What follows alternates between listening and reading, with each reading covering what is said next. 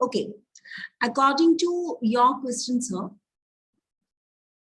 we have got a wave, EM wave है आपका, और आपके क्वेश्चन के अनुसार आपने दिया हुआ है हमें कि E is equal to, that is E naught cos kz minus omega t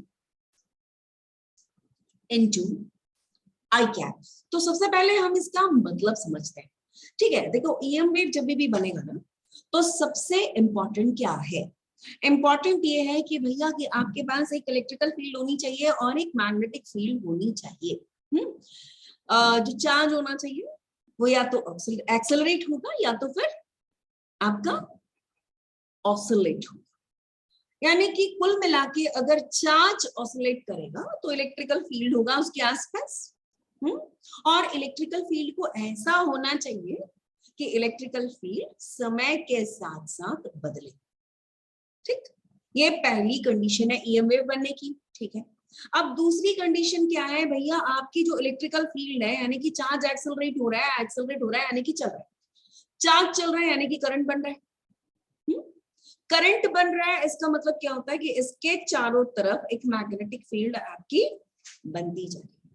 और वो मैग्नेटिक फील्ड भी कैसे? मैग्नेटिक फील्ड बिल्कुल साथ साथ, जब इलेक्ट्रिकल फील्ड बढ़ेगा तो मैग्नेटिक फील्ड भी बढ़ेगा, जब इलेक्ट्रिकल फील्ड घटेगा तो मैग्नेटिक फील्ड भी घटेगा। लेकिन जो अगर डायरेक्शन की बात करें तो इलेक्ट्रिकल फील्ड और मैग्नेटिक फील्ड दोनों कैसे होंगे? एक दूसरे के परपेंडिकुलर। जैसे हमारे इस सवाल में आपने जो हमें भेजा है, सवाल कुछ इस प्रकार का है। सवाल ये है कि इस E is equal to E naught cos omega kz minus omega t। इसका मतलब क्या है कि हमारे पास में जो इलेक्ट्रिकल फील्ड जो EM वेव की बन रही है वो चल रही है इलेक्ट्रिकल फील्ड x डायरेक्शन में। जो कहां से हमें पता चलता है?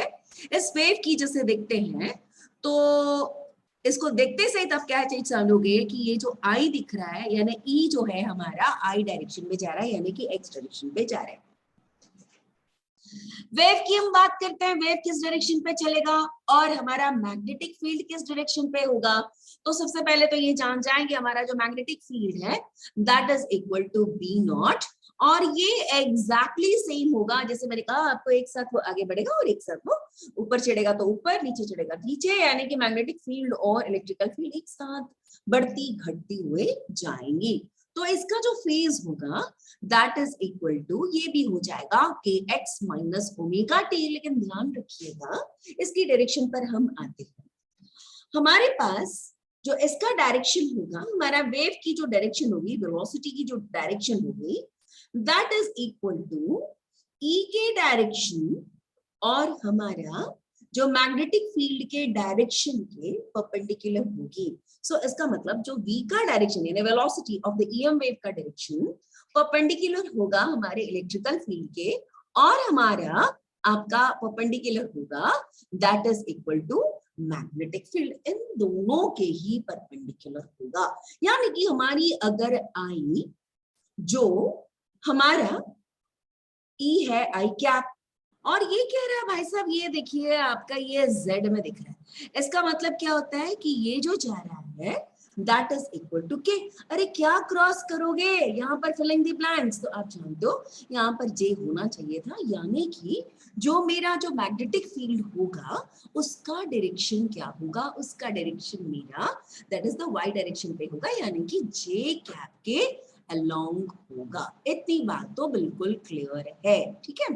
अच्छा, अब बात आती है कि मेरी जो वेव है वो किस डायरेक्शन में प्रोपोगेट करेगी। रूल ये है कि मान लीजिएगा कि मेरे पास अगर हमारा जो इलेक्ट्रिकल फील्ड है और मैग्नेटिक फील्ड है और जो वेव है, दोनों तीनों एक दूसरे के म्यूचुअली परपेंडिकुलर होंगे। तो हमने देखा कि हमारी जो इलेक्ट्रिकल फील्ड है वो I डायरेक्शन पे जा रही है, और ये इसको हम I ले लेते हैं यानी x डायरेक्शन मान लेते हैं। मैग्नेटिक फील्ड उसके परपेंडिकुलर डायरेक्शन पे जाएगा, तो यानी ये डायरेक्शन पे जाएगा, ये E है और ये B है। हमारी जो वेव है वो Z डायरेक्शन के पॉजिटिव में प्रोपोगेट करेगी। अब हमें कैसे पता चलेगा कि ये पॉजिटिव है या नेगेटिव डायरेक्शन पे है? तो इसके लिए आपके पास रूल है, देखिए K और ओमेगा kz और ओमेगा टी दोनों अगर ऑपोजिट साइन के हैं, ध्यान दीजिएगा, अगर kz और ओमेगा टी अगर ऑपोजिट साइन लिए हुए हैं तो वो पॉजिटिव डायरेक्शन पे वेव जा रही है, इस बात का इंडिकेशन। ठीक है, किस बात का इंडिकेशन है कि kz और ओमेगा टी अगर ऑपोजिट साइन लेके चलते हैं तो वो पॉजिटिव दिशा में चलेंगे। तो इसका मतलब देखिए ये कॉस फंक्शन है, तो मेरी जो वेव है, देखो मैं ये नहीं कह रही हूं कि हमारा इलेक्ट्रिकल और मैग्नेटिक फील्ड, इलेक्ट्रिकल फील्ड किस दिशा में जाएगा आई, और मैग्नेटिक फील्ड किस दिशा में जाएगा जे। हमारी जो वेव का प्रोपगेशन का डायरेक्शन है, this is the direction of the wave, और कौन सा positive, that is equal to z के पॉजिटिव दिशा में जाएगा, ये इसका मतलब होता है।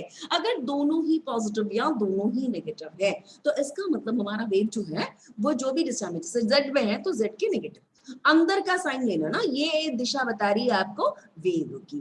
तो इसका दोनों का साइन पॉजिटिव होगा या दोनों का साइन अगर नेगेटिव होगा तो आप समझ जाना कि दोनों ही जो वेव्स है हमारा नेगेटिव दिशा में जा रहा है। ठीक है, अच्छा अब ये बात होती है, अब हमें देखना है कि आपके सवाल के अनुसार क्या था। लिखिए, आपके सवाल के अनुसार आपने हमसे ये पूछा कि हमको ये अगर वेव किसी सॉलिड सरफेस से टकराती है, किसी भी सॉलिड सरफेस से टकराती है, लौट के रिफ्लेक्ट होती है, तो रिफ्लेक्टेड रे की जो भी इक्वेशन क्या होनी चाहिए। तो इसके लिए आप यहाँ पर ध्यान रखिएगा कि कोई भी वेव, साउंड वेव हो या कोई भी प्रकार का वेव हो, अगर वो सॉलिड सरफेस से टकराती है, सॉलिड सरफेस से टकराती है यानी कि इस प्रकार से आती है वेव, आपकी कुछ इस प्रकार से आई और टकरा गई, टकराने के बाद ये हमारी कहते हैं हम, this is the incident wave. ठीक है, अब हमको रिफ्लेक्टेड वेव की जरूरत पड़ती है। अब रिफ्लेक्टेड वेव कैसे जाएगा, सॉलिड सरफेस से जाएगा, सबसे पहले उसने तो डायरेक्शन को बदल लेना है। डायरेक्शन बदला, इसका मतलब क्या है, वेव का जो पहले ऐसे जा रहा था अब वो लौट कर इस प्रकार से इस दिशा में आएगा। ये तो ऑब्वियस सी बात है आपके पास, लेकिन यहाँ उसने सॉलिड सरफेस से टकराया, सॉलिड सरफेस में टकराया, तो अब यहाँ पर आप ध्यान से देखेंगे इसकी फेस चेंज होती है, कितने से होती है, 180 डिग्री से फेस चेंज होता है। इसका मतलब ये जो येलो पार्ट का जो वेव इस प्रकार से आपको दिख रहा है, ये पलट जाएगा। इसका मतलब ये जो वेव का प्रोपगेशन का डायरेक्शन भी बदल जाएगा और इसका फेज भी पूरा 180 डिग्री से बदल जाएगा। सो ये जो मेरा इंसिडेंट वेव है और ये मेरा रिफ्लेक्टेड जो वेव है, एक तो दिशा बदला। पहले इंसिडेंट वेव का डायरेक्शन क्या लिखा आपने, that is equal to E, which is equal to E naught cos k into z minus omega t. बेटा जैसे ही बदलता है ना डायरेक्शन, तो ये E जो हो जाएगा आपके पास में उल्टा डायरेक्शन का हो जाएगा, उल्टा डायरेक्शन। इसका मतलब E नॉट cos वैसे ये वैसे ही रहेगा, kz ये हो जाएगा आपका प्लस ओमेगा टी। बस इससे काफी नहीं होता, ये सिर्फ बता रहा है कि आपको डायरेक्शन उल्टा हो गया। लेकिन आपने बोला कि सॉलिड से टकरा है, और सॉलिड से टकरा रहा है, इसका मतलब there is another phase change हुआ। आपने देखा यहाँ पर इसकी दिशा उल्टी हो गई, और दिशा उल्टी होने की वजह से यहाँ पर हम ऐड करेंगे 180 डिग्रीज यानी कि पाई डिग्रीज। देखो cos 180 मैंने अगर थर्ड क्वाड्रेंट में cos रहता तो क्या होता है, साइन चेंज होता है। तो इसीलिए इसका जो 180 आ गया ना, cos 180 plus theta that is equal to minus cos theta, right. तो ये क्या आ गया, minus omega E naught into omega E becomes that is minus E naught cos kz, और यहाँ हो गया बेटा cos plus omega t। ये है आपका आंसर। होपफुली आपको ये वाली बातें मेरी समझ में आ गई होगी। Any queries you can call me up, आपका ग्रुप में मेरा नंबर होगा, आप मेरे को कॉल कर सकते हैं। Okay, thank you so, bye.